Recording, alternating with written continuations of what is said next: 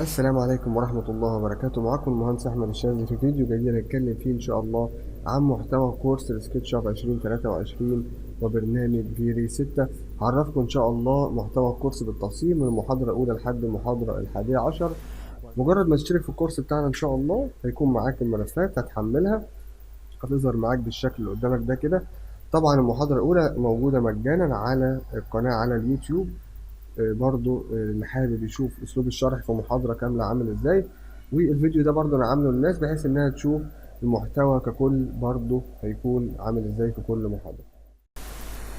طبعا اول حاجة واهم حاجة في اي كورس والناس بتسأل عنها دايما هي السورسات بتاعة البرامج. هندسة انا عايز السورس بتاع البرنامج انا اروح احمله، لا، انت هنا كل حاجة موجودة، السورسات موجودة، الكراكات موجودة، طريقة التفعيل والتسطيب مدى الحياة موجودة. لو احنا فتحنا ملف بتاع فيديو التسطيب بالشكل ده كده هتلاقي معاك سكتش اب برو 2023 وفيري 6.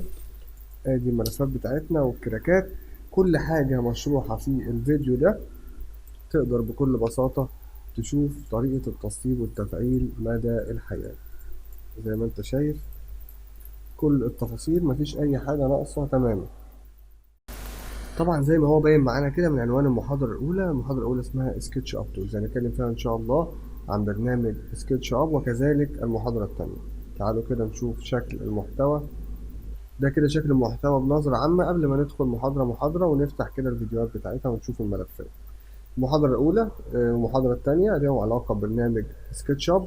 مدة المحاضرة متوسط بتاعها 50 دقيقة. بعد كده هيكون عندي 3 محاضرات لبرنامج الفي راي، 2 خاصين بالماتيريال ومحاضرة خاصة بالإضاءة. بعد كده المحاضرة السادسة لحد المحاضرة التاسعة هنتكلم فيها على الورشة الداخلية بتاعتنا. المحاضرة 10 هنتكلم فيها على البلاجنز أو الأدوات المساعدة اللي بنضيفها لبرنامج سكتش أب وأكتر من طريقة إضافة، كل ده هنتعلمه إن شاء الله في البرنامج. وبعد كده المحاضرة الأخيرة هنتكلم فيها على الرندر الخارجي بداية من الموديل لحد الرندر. تعالوا بقى نروح كده واحدة واحدة نشوف الملفات بتاعتنا. ده شكل الملف بتاع المحاضرة الأولى، بيكون معاك الفيديو، طبعا الفيديو HD. بيكون كمان عندي أي ملف هتحتاجه. ده برنامج اسمه محترف العربي، بنقدر نكتب بيه باللغة العربية داخل برنامج سكتش أب، ومن كمان موجود التاسك اللي أنت المفروض ترسمه في آخر المحاضرة.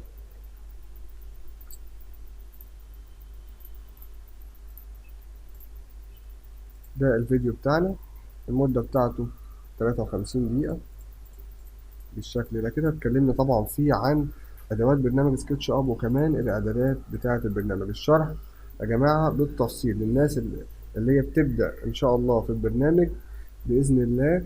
الشرح مفصل جدا وأسلوب الشرح سلس وبسيط جدا، وعشان كده أنا رافع لكم المحاضرة الأولى كاملة تقدروا تتفرجوا عليها. ده كده بالنسبة للمحاضرة الأولى وملفاتها. لو جينا على المحاضرة التانية سكتش أب تولز 2، برضو بنفس الطريقة، هي تكملة لأدوات برنامج سكتش أب، وكذلك برضو هتلاقي التاسك بتاعها. بعد ما اخلص المحاضرة التانية بتبقى بشكل كبير جدا خلاص تميت برنامج سكتش اب، ادواته واعداداته وكل التفاصيل الخاصة بيه، وبيبدأ بقى الشغل التقيل والشغل المهم جدا في برنامج الفيري. نيجي بقى على المحاضرة التالتة اسمها الفيري ماتيريالز، ودي بنتعرف فيها على واجهة برنامج الفيري، وبنبدأ كمان نعمل الخامات الاحترافية مع بعض. يعني مثلا هنا خامة ورق الحائط، نتكلم على خامة السيراميك، خامة الخشب بأكتر من طريقة، خامة برضو الرخام أو السيراميك بأكتر من طريقة، وهكذا تباعا. تقريبا كل الخامات اللي هتقابلنا إن شاء الله في الحياة العملية موجودة في الشرح بتاعنا. ده المحاضرة الأولى في الماتيريال. في محاضرة تانية تعالوا كده نشوف شكل الشرح بتاعنا، وده شكل المحاضرة بالشكل ده، كل التفاصيل موجودة. بعد كده نيجي على المحاضرة الرابعة، وهي تكملة أيضا لموضوع الخامات. وزي ما انتم شايفين كل الصور وكل التطبيقات اللي احنا بنشرحها داخل الفيديو موجودة مع ملف المحاضرة. زي ما انتم شايفين الكورس مفصل جدا، زي ما قلت لكم مناسب لأي حد هيبدأ من الصفر، ومناسب كمان لأي حد عايز يعلي المستوى بتاعه ويوصل لمستوى احترافي جدا في مدة لا تتجاوز 10-11 يوم فقط. يعني انت لو أخدت كل يوم محاضرة وذاكرتها بإذن الله خلال مدة قصيرة جدا هتوصل لمستوى احترافي. دي بعد كده نيجي للمحاضرة الخامسة بتاعتنا. المحاضرة الخامسة دي بنتكلم فيها على الفيري لايتس، بنتكلم فيها على الإضاءات في برنامج الفيري بالتفصيل، كل أنواع الإضاءة بإعداداتها زي ما انتم شايفين، وإزاي كمان تقدر تستخدم الإنترنت في تحميل البلوكات بتاع برنامج سكتش أب على أكتر من موقع وبأكتر من طريقة زي ما انتم شايفين كده.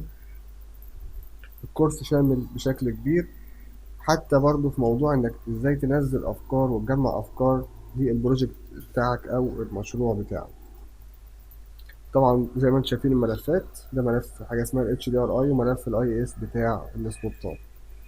بالنسبه للمحاضره السادسه اسمها الانتيريور موديلنج، دي بنتكلم فيها بقى على الورشه الداخليه او التصميم الداخلي الكامل اللي عملناه من البدايه، وبنتكلم فيه كمان على برنامج تحويل البلوكات. الموضوع ده مهم جدا. الفكره ان احنا بنحول بلوكات برنامج 3 دي ماكس بنستخدمها بكل سهوله داخل برنامج سكتش اب، ودي حاجه قويه جدا موجوده في الكورس بتاعنا، تقدر تستخدمها بكل سهوله. هتديلك كمان جوده عاليه ويديلك كمان ريندر وكواليتي في الشغل اعلى بكتير من العادي. ده شكل المحاضرة بتاعتنا، ده برنامج الترانسميتر بتاع تحويل البلوكات.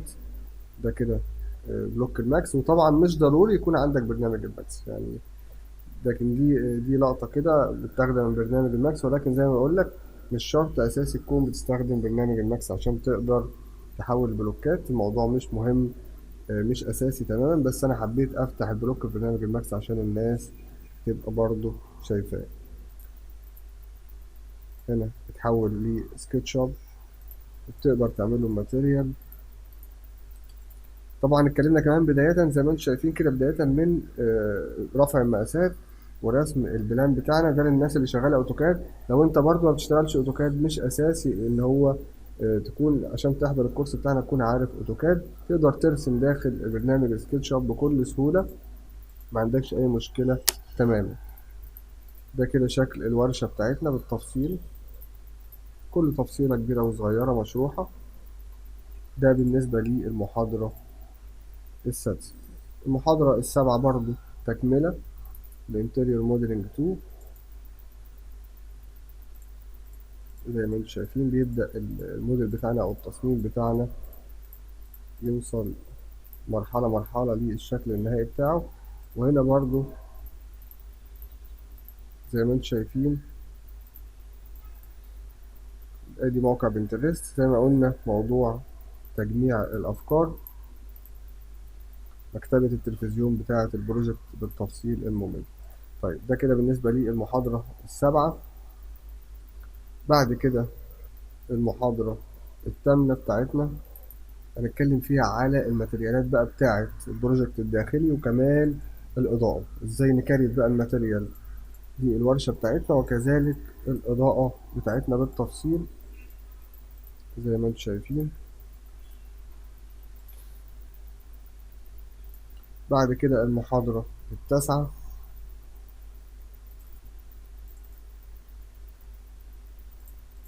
تبدأ بقى الورشة بتاعتنا توصل للمرحلة النهائية، ونبدأ كمان نتكلم على إعدادات الرندر بقى والتفاصيل البسيطة اللي بتفرق رندر عن التاني. تفاصيل واعدادات بتغير معاك الصورة تماما. وحاجة كمان مهمة اسمها اللايت ميكس اتكلمنا عنها، ازاي انك بعد ما تخلص ريندر بتتحكم كمان في الإضاءة بتاعتك عن طريق اللايت ميكس. ده كده شكل اللايت ميكس بتاعنا، برضو حاجة مهمة. وكمان بعد ما بتخلص الريندر بتاعك وتخلص اللايت ميكس بتقدر كمان تعمل بوست برودكشن للصورة بتاعتك وتعمل فلاتر على برنامج الفوتوشوب. برضو كل ده موجود داخل الكورس بالتفصيل زي ما انتم شايفين. وكمان هنتعلم ازاي نعمل ريندر 360 درجة بالشكل اللي قدامنا ده. بعد كده المحاضرة العاشرة دي بقى بنتكلم فيها على البلاجنز والأدوات والإضافات اللي بنعملها البرنامج أو بنضيفها لبرنامج سكتش أب بأكتر من طريقة، تقدر تضيف كله مشروع داخل الكورس. وطبقنا على بعض البلجنز زي ما انتم شايفين، ده بلجن مهم جدا اسمه بروفايل بيلدر، ومعاه كمان بعض القرانيش بالشكل ده كده. برضو اتكلمنا على بعض الملاحظات في تصميم المطابخ عشان ترسم مطبخ بشكل احترافي زي اللي في الصورة. اتكلمنا على بعض الملاحظات اللي هتبقى مفيدة جدا للناس اللي شغالة في المطابخ.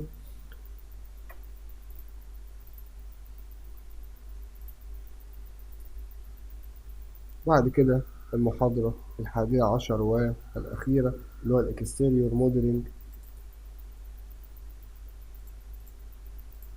بداية من بلان الأوتوكاد.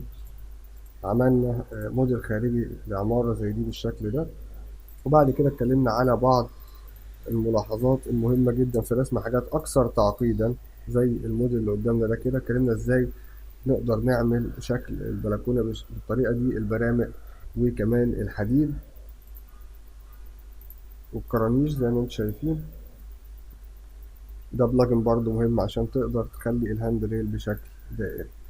بعد كده اتكلمنا بقى عن اعدادات الرندر في ملف اخر برضو كنوع من انواع التعدد والتنويع في المشاهد الخارجيه. ده مشهد اخر اتكلمنا فيه عن الاضاءه النهاريه والاضاءه الليليه. واتكلمنا كمان عن حاجه مهمه جدا وهي عمل تصدير لرسومات الشوب درونج. ازاي اقدر استخلص رسومات اصدرها برنامج الاوتوكاد عشان اقدر اعمل اللوحات التنفيذيه بتاعتي زي ما انتوا هتشوفوا كده مع بعض اهو. زي ما انتوا شايفين مع بعض وصلنا لمرحلة الشوب درونج إن أنا أقدر كمان أصدر الخطوط بتاعتي لبرنامج الأوتوكاد، وفي خلال 5 دقايق أو 10 دقايق أكون خلصت كمان اللوحات التنفيذية. مجرد بس إن أنا أحط الأبعاد سواء طبعا في التصميم الداخلي أو التصميم الخارجي. ده كان بالنسبة لمحتوى جميع المحاضرات. وزي ما انتم شايفين كل الملفات مرفوقة، كل البرامج كمان مرفوقة. هيكون في هدية حصرية للشباب اللي هتشترك معانا إن شاء الله. هيكون في مكتبة ماتريالات للفيديو جاهزة فيها أكتر من 1000 خامة، وبرضه موجود في الفيديو طريقة إضافتها وطريقة استخدامها إن شاء الله بشكل احترافي.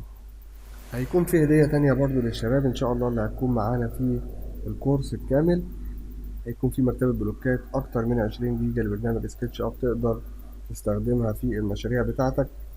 بشكرك جدا لو وصلت للمرحلة دي. ده معناه إن أنت مجتهد بإذن الله، ربنا يوفقك. بتمنى لك كل التوفيق والنجاح، وأتمنى الكورس يكون الخطوة الأولى إن شاء الله لطريق نجاحك. وبإذن الله الناس اللي هتبقى معانا هتابع معاها أول بأول.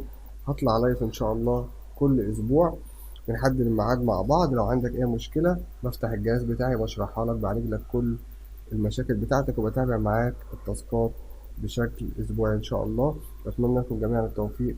أشكركم والسلام عليكم ورحمة الله.